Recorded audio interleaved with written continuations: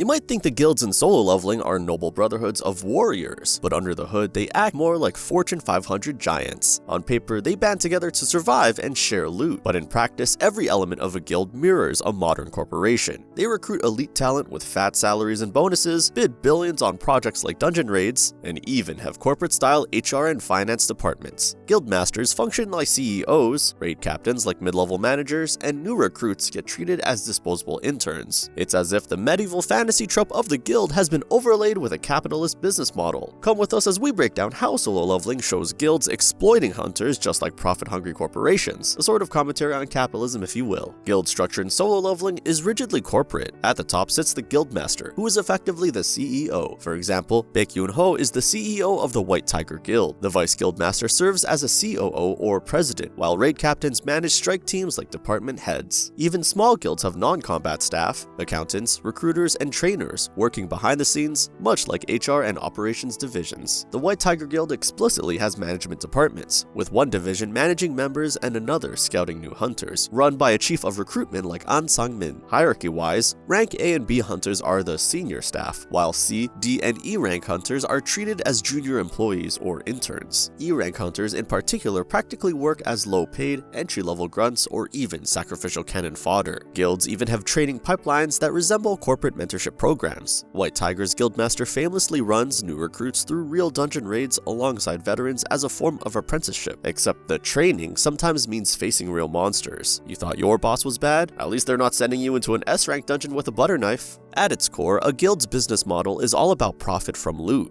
Every raid is a strategic investment. Clear the dungeon, harvest every valuable resource, and sell it for cash. Large guilds specialize in high-end operations, focusing on top-tier gates where the rewards are massive. Big guilds even treat gates like real estate developments, bidding huge sums for the permit and then charging ahead, expecting a multifold return. When a portal appears, the Hunter Association measures its magic output to set a rank, or difficulty level, and only then can a guild bid for the rights to raid it. The White Tiger Guild, for instance, routinely spends 70 to 100 million won just to reserve a C-rank dungeon, hoping the valuables inside will more than cover the cost. An A or S rank gate would fetch many times more, often hundreds of millions, making these bidding wars incredibly lucrative. Once a guild invests in a dungeon, they run a 4-stage process to maximize profit. First, an elite strike team assaults the dungeon and wipes out all monsters except the boss. A second mining crew extracts mana crystals and ores from the dungeon walls. Finally, the strike team returns to slay the boss and seal the gate. In guild accounting,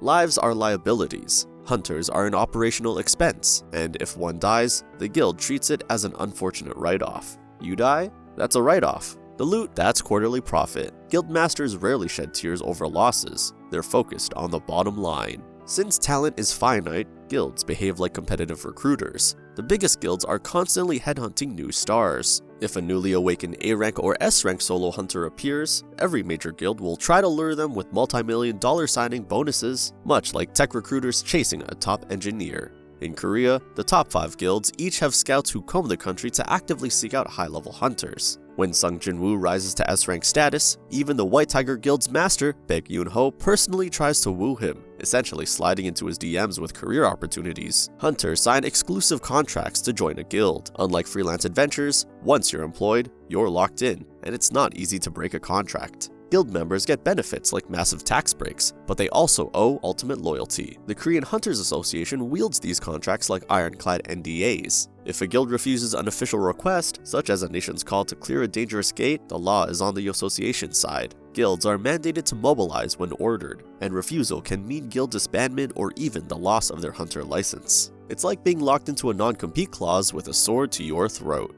Think of each dungeon raid as an investment. Guilds pick gates they believe will have the highest ROI. Some guilds act like aggressive venture capitalists, funding startup-style raids by sending small, scrappy teams into C or D rank dungeons, with the hopes of discovering a unicorn artifact or rare monster. These high-risk raids can either yield quick profits or wipe out the team. Large guilds, on the other hand, behave like stable investment funds. They carefully pool resources and aim for big scores from A or S rank gates, using heavy funding and top talent to make them as sure a thing as possible. No discussion of guilds as corporations is complete without talking about corporate PR and exploitation. Guilds cultivate a heroic image, but they also spin failures and sacrifices behind closed doors. Officially, they're protectors of the people, but in reality, they sometimes throw their own members under the bus to safeguard the brand or curry favor. For example, if a raid goes horribly wrong, the guild won't publicize the details. The Hunters Association controls the information flow, and a common strategy is to credit heroic sacrifice, or keep casualty details classified rather than admit mismanagement. After the notorious Double Dungeon disaster, where the White Tiger Guild lost dozens of hunters, the public narrative was controlled tightly. Internally, guilds might blame the lowest ranking hunters or sweep responsibility under the rug. It's PR 101, protect the image at all costs.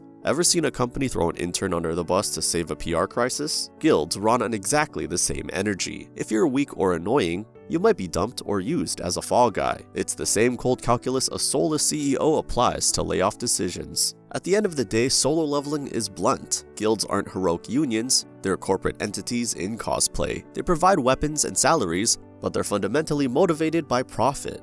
They'll protect the world, but only if it's good for business or mandated by law. Just like in our world, if you're not among the valuable top performers, you're effectively disposable. Your boss might not be a guild master, but they're still sending you into dungeons. Whether it's a cubicle or a cavern, the message is the same. This corporate framework is why Jinwoo's story resonates as a rebel archetype. He doesn't just level up in power, he opts out of the system entirely. By refusing to be a cog in the guild machine, he finds a different kind of power, independence. In the end, solo leveling suggests that ultimate strength isn't just about leveling, it's about freedom from oppressive structures. Jinwoo's success comes from creating his own rules, not from climbing the corporate ladder of guilds. Maybe the real insight here is that in both worlds, hunter or office, raw power means nothing if you have no leverage. And sometimes the most powerful position of all is to walk away from the table. Thanks for watching. Don't forget to like and subscribe to the channel and ring that notification bell to be notified of any latest uploads. That said, see you in the next one.